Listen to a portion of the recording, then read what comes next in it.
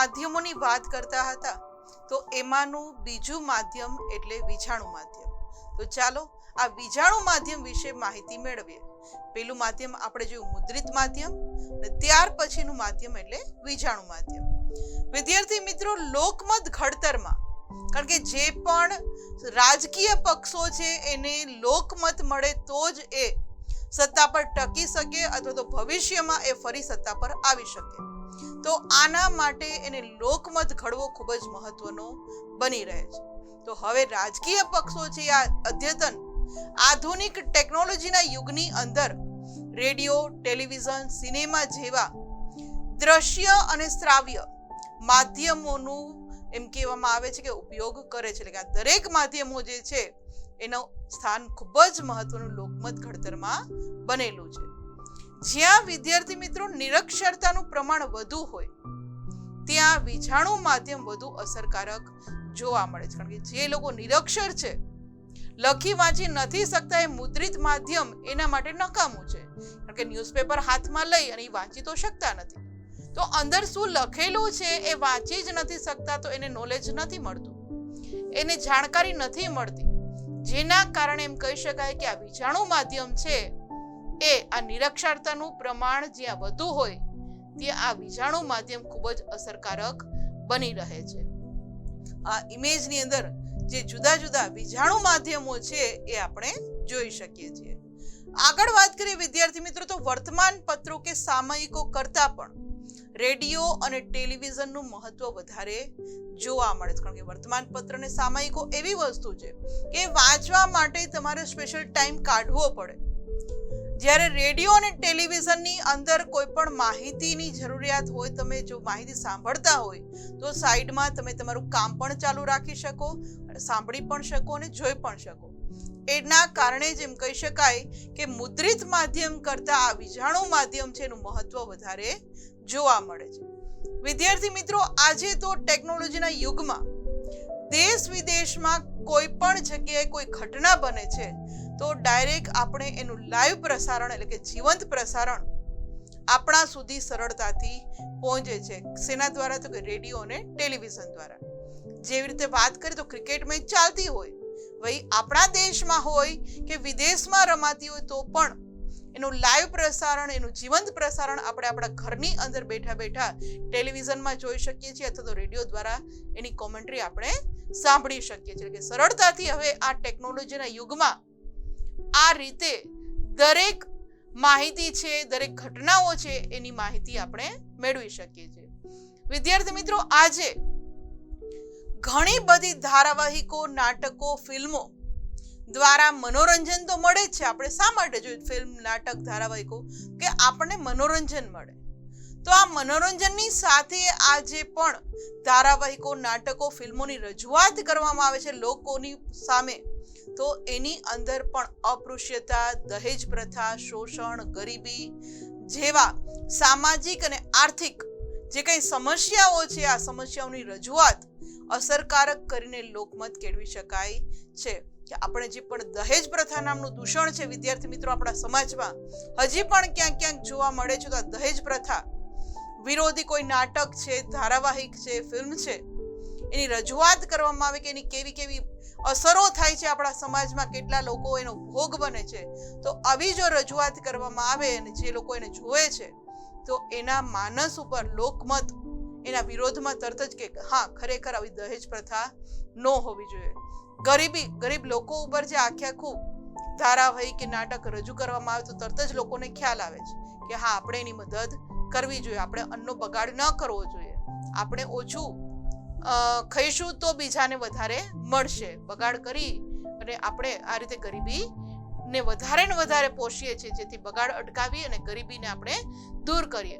તો એ જ રીતે આપણા સમાજમાં જે અસ્પૃશ્યતા એટલે છૂત અછૂતના જે રિવાજો ચાલી રહ્યા છે હજી પણ ક્યાંક ક્યાંક જોવા મળે છે, તો એવું ન થાય એ માટે પણ આ ફિલ્મ, નાટકો, ધારાવાહિકો છે એ મનોરંજન પૂરું પાડે છે. સાથે સાથે આ દરેક સમસ્યાનો કઈ રીતે આપણે ઉકેલ કરવો એનું પણ લોકમત આપણે કેળવી શકીએ છીએ.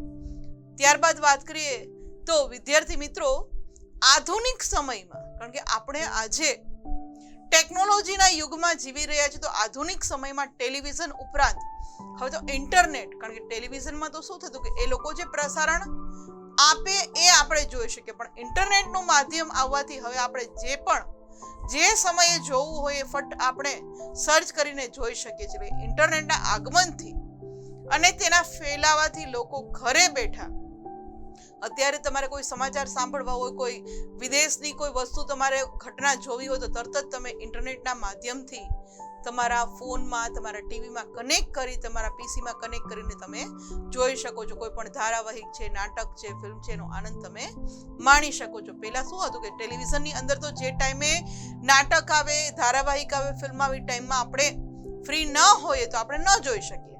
પણ હવે ઇન્ટરનેટનું માધ્યમ આવી ગયું છે, જેના કારણે આપણે આ દરેકનો આનંદ, નાટક, ધારાવાહિક, સમાચાર, ફિલ્મ, આ દરેકનો આનંદ આપણે આપણા સમયે આપણે જોઈ શકીએ છીએ. અને આજે આ માધ્યમ, વિજાણુ માધ્યમ દ્વારા જે પણ રજૂ થતી, વિદ્યાર્થી મિત્રો, જે રીતે એનું પોઝિટિવ થિંકિંગ છે, તો એ જ રીતે ક્યારેક નેગેટિવ પણ થિંકિંગ આવે છે. તો એ શું છે? તો કે આ વિજાણુ માધ્યમ દ્વારા રજૂ થતી વિકૃત, બીભત્સ અને હિંસાની જે પણ ટેલિવિઝન, નાટક, ધારાવાહિક, ફિલ્મ એવી પણ જો બતાવવામાં આવે તો લોકોના મન ઉપર, એના માનસ ઉપર એમ કહી શકાય કે ખરાબ અસર પણ થઈ શકે છે. તો આ વિજાણુ માધ્યમ છે એ બે રીતે કામ કરે છે. એક તો લોકોની જે સમાજમાં જે દૂષણો પ્રવર્તી રહ્યા છે એનો વિરોધ કરવામાં પણ, અને જો આ જ માધ્યમો દ્વારા વિકૃત, બીભત્સ ને હિંસાવાળી ફિલ્મો, નાટકો, ધારાવાહિકો બતાવવામાં આવે તો લોકોની ઉપર એની ખરાબ અસર પણ થઈ શકે છે. ઘણીવાર આપણે વિદ્યાર્થી મિત્રો એવા કિસ્સા વાંચતા હોઈએ છીએ કે કોઈ વ્યક્તિ જ્યારે ખૂન કરે છે તો એને પૂછવામાં આવે કે આ તે ક્યાંથી આવું શીખ્યું, તો તરત જ એમ કહે છે કે ભાઈ આ ધારાવાહિક આવતી તો એના ઉપર જે બતાવવામાં આવ્યું એના ઉપરથી મેં આઈડિયા લીધો. તો આ શું બતાવ્યું કે હિંસા જે થઈ તો એની જે શીખ હતી, એ જે શીખ્યો એ આ વિજાણુ માધ્યમ દ્વારા શીખ્યો હતો. આ રીતે માણસ ઉપર ખરાબ અસર પણ આ વિજાણુ માધ્યમ છે એ કરી શકે છે. તો આવા મહત્વના માધ્યમમાં વિદ્યાર્થી મિત્રો, કારણ કે વિજાણુ માધ્યમ છે એકદમ મહત્વનું છે, કારણ કે દ્રશ્ય અને શ્રાવ્ય બંને છે. લોકો જે પોતાના ફ્રી ટાઈમમાં જોઈ શકે છે, મનોરંજન મેળવી શકે. તો આવું જે મહત્વનું માધ્યમ છે એની ઉપર અયોગ્ય પ્રસારણ ન થાય અને તેના ઉપર યોગ્ય નિયંત્રણ મુકાય તે પણ જરૂરી છે. કારણ કે આવું પ્રસારણ ન થવું જોઈએ વિકૃત, બીભત્સ અને હિંસાવાળું, અને જો થાય છે તો એની ઉપર નિયંત્રણ મુકાવવું જોઈએ. આ ઇમેજની અંદર જે અલગ અલગ નાટકો ને જે ન્યૂઝને આપણે જોઈ શકીએ છીએ ઇન્ટરનેટના માધ્યમ ઉપર, એ આપણે જોઈ શકીએ છીએ. આગળ વાત કરીએ વિદ્યાર્થી મિત્રો, વિજાણુ માધ્યમમાં પ્રસારિત થતા વિવિધ બીભત્સ અને હિંસા દર્શાવતા કાર્યક્રમો સામે આજે જેટલા પણ રાજકીય પક્ષો છે કે સ્વૈચ્છિક સંગઠનો, જે સંસ્થાઓ ચાલે છે, એને યથાયોગ્ય સમયે જ આંદોલન કરવું જોઈએ. તો જ લોકશાહીમાં આવકાર્ય બને. કારણ કે વિજાણુ માધ્યમની અંદર જો સતત આવા બીભત્સ અને હિંસાભર્યા કાર્યક્રમો દર્શાવાશે તો લોકોના માનસ ઉપર ખરાબ અસર પડશે, અને લોકશાહીની અંદર જે આપણે લોકમત કેળવવાનો છે એની વિરોધમાં આપણે કાર્ય કરી રહ્યા છીએ. જેના કારણે એવું ન થાય એ માટે પણ આપણે જાગૃત રહેવું જોઈએ, અને સાથે સાથે રાજકીય પક્ષોએ અને સ્વૈચ્છિક સંગઠનોએ પણ આમાં આંદોલનમાં જોડાવવું જોઈએ. આગળ વાત કરીએ વિદ્યાર્થી મિત્રો, તો આજકાલ ટેકનોલોજી એટલી ઝડપી છે કે ઇન્ટરનેટ અને સેલફોન દ્વારા લોકો છે એ સતત એકબીજાના સંપર્કમાં રહીને પોતાની વાત કે વિચારોને ફેલાવવાનું કાર્ય કરે છે. કારણ કે હવે પેલા શું હતું કે જ્યારે ટેકનોલોજી નહોતી ત્યારે એક જગ્યાએથી બીજી જગ્યાએ વાત કરવી હોય તો પત્ર દ્વારા, પત્ર વ્યવહાર અહીંથી પહોંચતા અઠવાડિયું થાય, ને દિશામાં જવાબ આવતા અઠવાડિયું થાય. તો આટલું બધું ડિસ્ટન્સ હતું. પણ આજે તો ટેકનોલોજીનો જમાનો છે, તો આપણે અહીંયા ભારતમાં બેઠા બેઠા, આપણા ઘરની અંદર બેઠા બેઠા આપણે વિદેશના કોઈ પણ ખૂણામાં વાત કરવી હોય તો તરત જ આપણે વાત કરી શકીએ છીએ, આપણા વિચારો ફેલાવી શકીએ છીએ. તો આજે ઇન્ટરનેટ દ્વારા એમ કહેવામાં આવે કે સોશિયલ મીડિયા જે પણ ચાલુ છે તો એના દ્વારા પણ લોકો ખૂબ જ નજીક આવી ગયા છે એકબીજાના સંપર્કમાં. કોઈ પણ વ્યક્તિને કોઈ અન્યાય થાય તો તરત જ સોશિયલ મીડિયા ઉપર મૂકે છે અને તરત જ એની વાતની રજૂઆત કરે છે, એના વિચારો મૂકે છે, તો તરત જ લોકો છે આ વાતનો ફેલાવો કરી દે છે.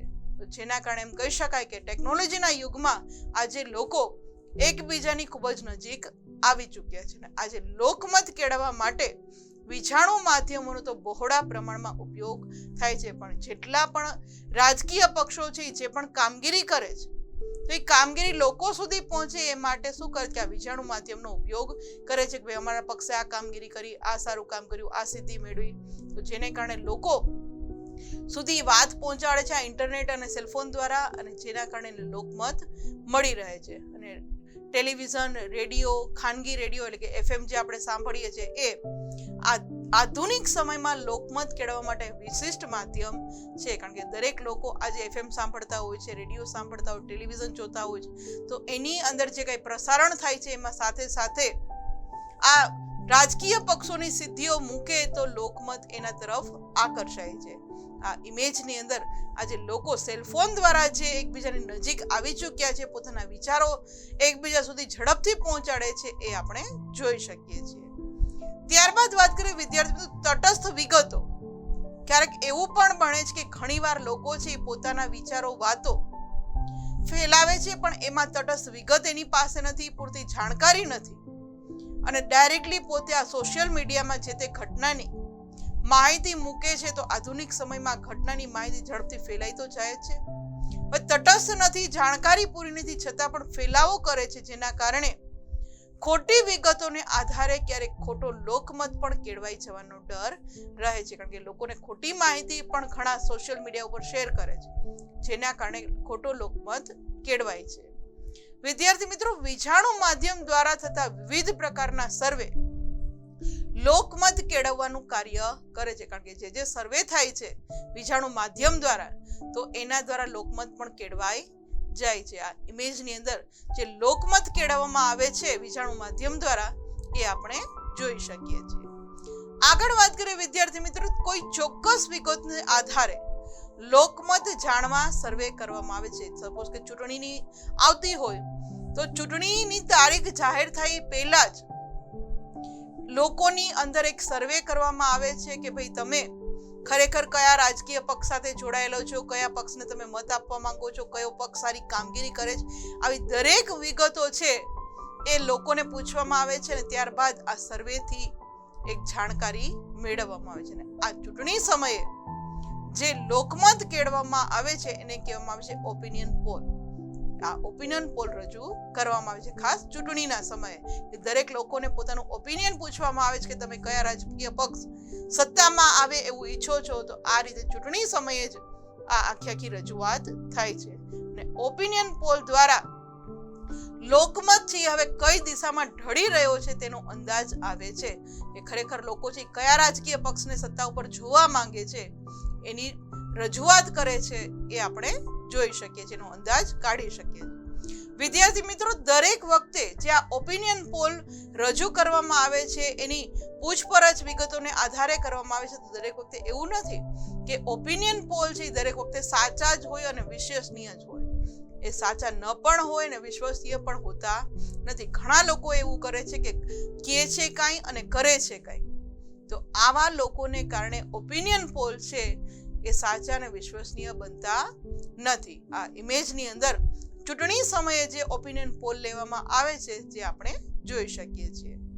ત્યારબાદ વાત કરીએ વિદ્યાર્થી મિત્રો, આજના સમયમાં વિજાણુ માધ્યમો ખૂબ જ મહત્વનું સ્થાન ધરાવે છે. જેટલા પણ વિજાણુ માધ્યમો છે એ ખૂબ જ મહત્વનું સ્થાન ધરાવે છે. લોકશાહીમાં લોકો અને સરકારે ધીરજ રાખવી જરૂરી થઈ પડે છે. કારણ કે સરકાર અને લોકો જો બંને ધીરજ રાખશે લોકશાહીની અંદર, તો જ આપણે આ વિજાણુ માધ્યમ દ્વારા સાચો લોકમત કેળવી શકીશું. એટલે બંને ધીરજ રાખવી જરૂરી છે.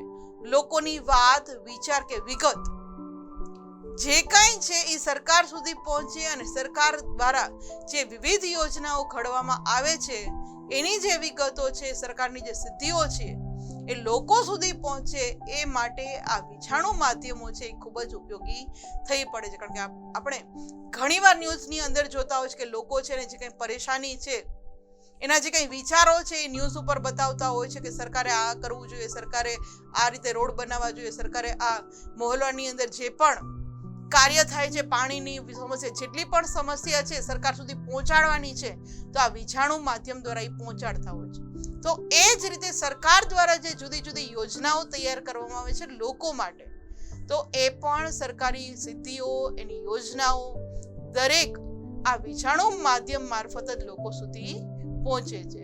અને રેડિયો તો વિદ્યાર્થી મિત્રો એવું વિજાણુ માધ્યમ છે કે તે દૂર દૂર અંતરિયાળ પ્રદેશો સુધી પોતાનું કાર્યક્ષેત્ર ધરાવે છે, કે જ્યાં ટેલિવિઝન નથી જોઈ શકતા લોકો, કારણ કે આપણા ફૌજી ભાઈઓ જ્યાં બોર્ડર ઉપર ઊભા હોય છે તો ત્યાં આ રેડિયો છે, એના દ્વારા એ ઘણા સમાચારો સાંભળતા હોય. તો અંતરિયાળ એવા ઘણા બધી પ્રદેશો છે કે ગીચ જંગલો હોય છે, ત્યાં રેડિયોનો ટાવર તો તમને મળે જ. તો આવા અંતરિયાળ પ્રદેશોની અંદર આ રેડિયો છે એક પોતાનું કાર્યક્ષેત્ર ધરાવે છે, જે આ ઇમેજની અંદર આપણે જોઈ શકીએ છીએ. આગળ વાત કરીએ વિદ્યાર્થી મિત્રો, તો માત્ર રેડિયો છે એ કેવું માધ્યમ છે? તો શ્રાવ્ય માધ્યમ છે, ખાલી સાંભળી શકીએ. તો માત્ર શ્રાવ્ય માધ્યમ હોવાથી રેડિયો જે અસરકારક માધ્યમ બની શક્યો નથી. હા, અંતરિયાળ પ્રદેશમાં એ કામ આવે છે, પણ જનરલી છે એ રેડિયો અસરકારક માધ્યમ નથી બની શક્યો. પણ રેડિયોની સરખામણીમાં ટેલિવિઝન એટલે કે ટીવી છે એની ઉપર જે પણ પ્રસારિત થતો કાર્યક્રમ છે એ ખર્ચાળ હોવા છતાં પણ વિજાણુ માધ્યમ તરીકે લોકભોગ્ય બન્યો છે. કારણ કે જે પણ પ્રસારણ આવે છે ટીવી ઉપર એ ખર્ચાળ છે, રેડિયોમાં એટલો ખર્ચો નથી. પણ આ ખર્ચાળ હોવા છતાં પણ દ્રશ્ય અને શ્રાવ્ય માધ્યમ હોવાથી લોકો છે એનો વધુ ઉપયોગ કરે છે. અને લોકશાહીમાં લોકો પ્રથમ રાષ્ટ્રહિતને મહત્વ આપીને જ પોતાના લોકમત રજૂ કરે એવી અપેક્ષા હંમેશા રાખવામાં આવે છે. કારણ કે લોકો જે કંઈ મત આપે છે તો એ રાષ્ટ્રને ધ્યાનમાં, રાષ્ટ્રના હિતને ધ્યાનમાં રાખીને આપવો જોઈએ. બાકી લોકશાહી છે એ લાંબો સમય ટકી શકે નહીં. આ ઇમેજની અંદર જે આપણે ટેલિવિઝનની વાત કરી રહ્યા છીએ કે જે રેડિયોની સરખામણીએ ખૂબ જ અસરકારક માધ્યમ છે એ આપણે જોઈ શકીએ છીએ.